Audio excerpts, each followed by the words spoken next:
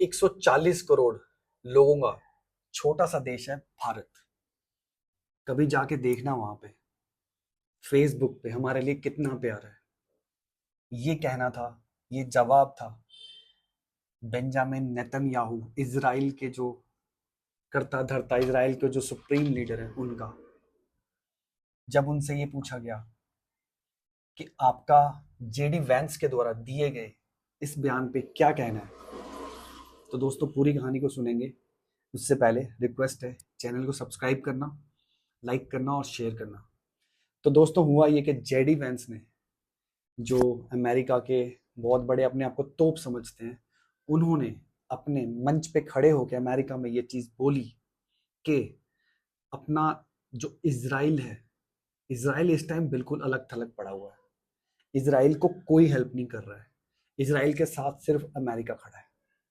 ये कहना था जेडी वैंस का। तो इजराइल को सिर्फ हमारी सुननी चाहिए, इजराइल को हमारी शर्तों पे काम करना चाहिए। भूल गए थे शायद वो किससे किससे बात कर रहे, किसके लिए बात कर रहे हैं। He was talking about Benjamin Netanyahu. भाई वो सबका दो हाथ ऊपर है सबसे। तुम तो कुछ भी नहीं हो उसके सामने। तुम तो कल को तुम उसके अगेंस्ट जाओ तो वो तुमको खा जाए भाई। तो वो थोड़ा सा ना प्रेशराइज करने की कोशिश कर रहे थे, क्योंकि अभी चल रहा है ना हर तरफ भारत को हर तरफ से डिग्रेड करना, भारत के बारे में हर किसी को ऐसा बताना कि अरे वो कुछ नहीं है, वो कुछ नहीं करेगा, वो उनकी कोई वैल्यू नहीं है, लाइक दैट। तो भाई ये बोलना था जेडी वैंस का कि हम हैं तुम्हारे साथ, तो हम ही खड़े हैं और तुम्हें हमारे साथ खड़ा रहना है, तो हमारी कंडीशंस पे चलना पड़ेगा। फिर उसके बाद फॉक्स न्यूज में आता है इंटरव्यू कुछ टाइम बाद बेंजामिन नेतन्याहू का। रिपोर्टर उससे पूछती है कि ऐसा उन्होंने कहा था जेडी वैंस ने, आपका क्या कहना है। तो उनका जवाब ना, मतलब जूता गीला करके कैसे मारते हैं ना भाई, जूता गीला करके कैसे मारते हैं, ये उनके जवाब में साफ छलक रहा था। मतलब शेर जो होता है ना, शेर, शेरों की बात में ही बहन दम होता है वैसा।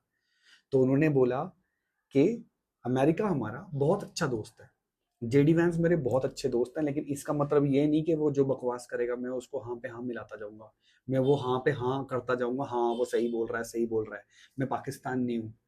मतलब उन्होंने ये नहीं बोला पाकिस्तान नहीं हूँ, मैं बता रहा हूँ खुद से कि वो पाकिस्तान करता है। जहाँ पे उसको रोकड़ा मिलता है वहां पे ऐसे झुक जाएगा, पाँव करे तो साष्टांग प्रणाम भी करेगा और वो चाटेगा भी, मतलब जूते भी चाट लेगा तुम्हारे। तो ये कहानी है। तो उनसे पूछा गया तो उन्होंने बोला कि जेडी वैंस अच्छा है, अमेरिका अच्छा है, हमारा बहुत अच्छा मित्र है। आज का अमेरिका जो है, अभी तक जो भी अमेरिका के साथ हमारे रिलेशन थे इस टाइम में सबसे अच्छे हैं, वो सब ठीक है। लेकिन ये मत बोलो हम अकेले हैं। आप ये मत सोचो और ना ये बोलो कि हम अकेले हैं। अगर आपके दिमाग में ये फितूर है तो मैं आपको एक चीज बता रहा हूँ। ये उनका कहना था कि 140 करोड़ लोगों का एक छोटा सा देश है भारत। तो नेतन्याहू ने कहा कि आप कभी भारत के फेसबुक, जो वहां की पब्लिक है उसके फेसबुक के वीडियोस देखो इसराइल के लिए। आप देखो कितना प्यार है, हर बंदा प्यार करता है इसराइल से। तो हमारा एक और दोस्त भी है भारत। ये बोल के उन्होंने वेस्ट को, मतलब वेस्ट में यूरोप, अमेरिका, सबकी वंस फॉर ऑल बत्ती बंद कर दी भाई। ठीक है। और उनका ये कहना सही भी है, क्योंकि रॉ और मोसाद ने मिलके बहुत सारे काम एक साथ किए हैं। बहुत बार मोसाद की इंफॉर्मेशन पे, बहुत सेंसिटिव और इंपॉर्टेंट इंफॉर्मेशन पे भारत में बहुत सारी चीजें होने से बची हैं। इसराइल हो गया, रशिया हो गया। तो भारत, ऐसा नहीं है कि भारत बिल्कुल, देखो भारत यार डेमोक्रेटिक कंट्री है बहुत बड़ी। ठीक है।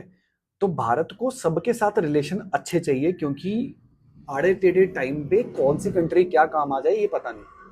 लेकिन रॉ और मोसाद, इन दोनों का जो गठबंधन हुआ है ना अब, मतलब आप मोसाद का लेवल सोच लो। अमेरिका और इसराइल ने एक साथ मिलके जंग लड़ी ईरान के साथ। अमेरिका की पीस टॉक्स थी ईरान के साथ। मुनीर आ रहा था यहाँ से, शहबाज शरीफ आ रहा था। भाई मोसाद ने मुनीर को वहीं टपकाने का पूरा प्लान कर लिया हुआ था।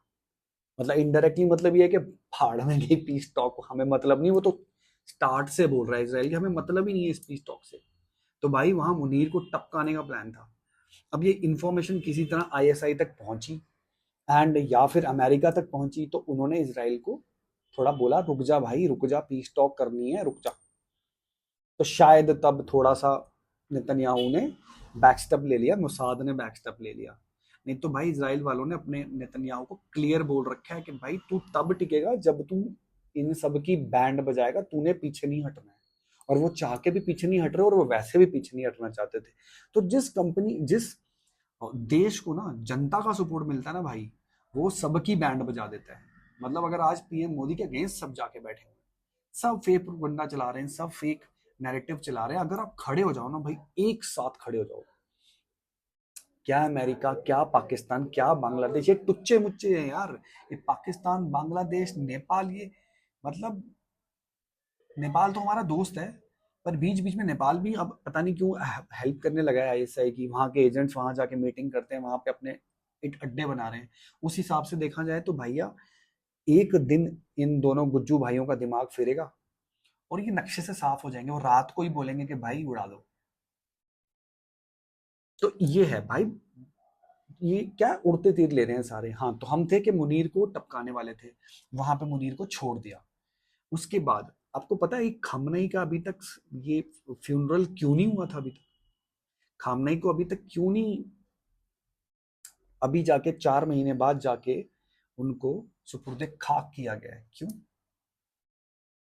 क्योंकि अगर उसी वक्त ये करते ना भाई, उसी वक्त अगर ये चीज सोचते, तो बहुत देशों से बहुत लोग आते, बहुत एक साथ ईरान की पूरी जितनी भी जितना स्ट्रक्चर था ना ईरान का, वो सब एक साथ एक जगह मिलता और इसराइल ने ऊपर से एक गिराना था, और या मोसाद ने घुस के।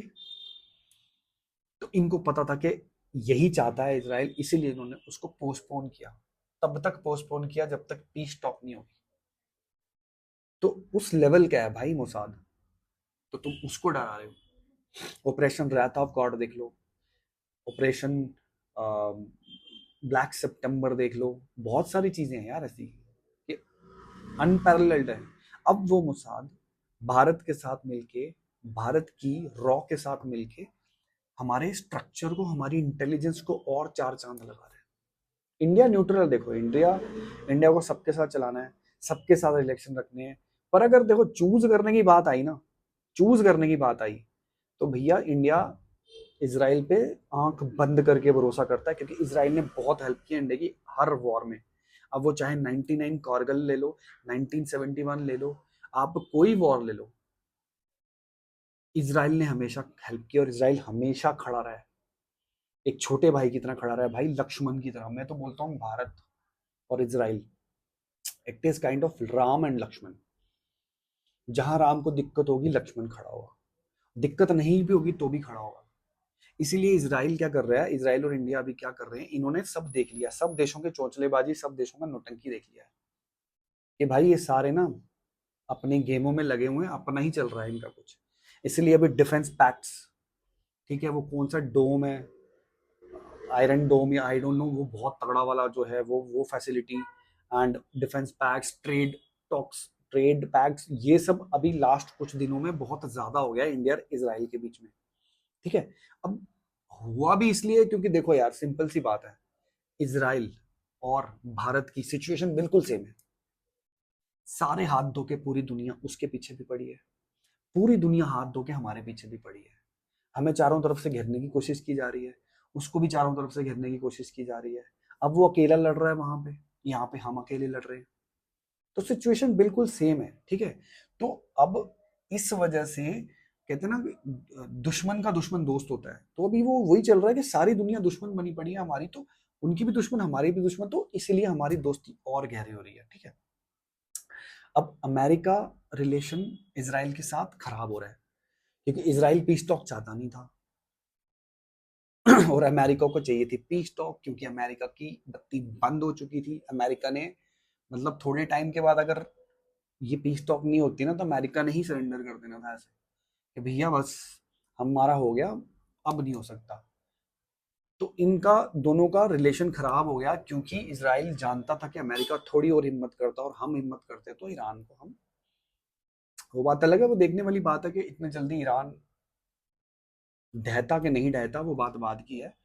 तो अभी क्या है कि इसराइल ना खुश नहीं था पीस टॉक से अमेरिका के साथ, और अमेरिका चाहता है कि इसराइल उसकी सारी टर्म्स पे एग्री करे, और ये बनने वाली बात होगी चौधरी, और इसराइल किसी को चौधरी मानता नहीं है। इसराइल कहता है कि हम अपने अस्तित्व के लिए किसी से भी लड़ना पड़े लड़ेंगे भाई, और वो ना डरता किसी से। ये इसराइल का बिल्कुल फंडा क्लियर है।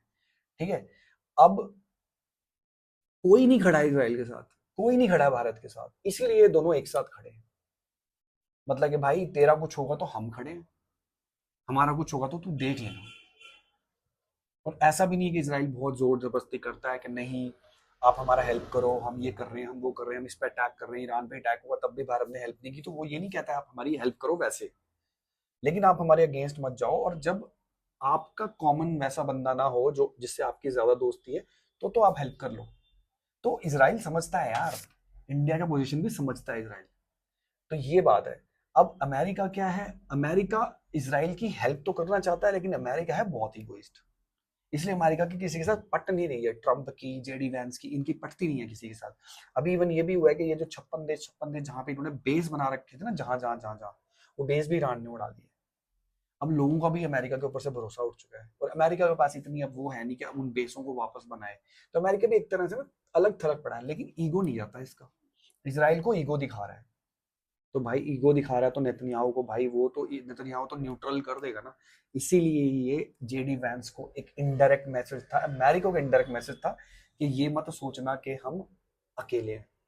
ठीक है, और पाकिस्तान, अब पाकिस्तान और इंडिया, इनकी पोजीशन देख के अभी जो लेटेस्ट अभी जो टाइम चल रहा है, ये पक्का कंफर्म है भाई कि इंडस वैली ये जो ट्रीटी है ना, इसके लिए वॉर होने वाला है, पक्का होगा। अगर ये भारत ने ट्रीटी बंद रखी, सस्पेंडेड रखी, तो पाकिस्तान को करना ही पड़ेगा, पाकिस्तान कुछ तो करेगा, पीओजेके से ध्यान बटाने के लिए पाकिस्तान कुछ तो करेगा। तो इसीलिए भारत इस चीज के लिए भी आश्वस्त है कि उस टाइम जब हमारे साथ हमारा वॉर होगा, तब इसराइल एंड फ्रांस ये हमारे साथ खड़े रहेंगे। इतना भरोसा तो है यार उसको। ठीक है, तो इसलिए अब भारत का नेक्स्ट, इंडिया का अगला स्टेप क्या होगा ये तो आने वाला टाइम ही बताएगा, लेकिन इतना कंफर्म है कि इंडिया एंड इसराइल। भाई क्या कहते हो आप? प्लीज अपने कमेंट बिल्कुल लिख के जाना, और अगर अच्छा लगा हो वीडियो शेयर करना, सब्सक्राइब करना।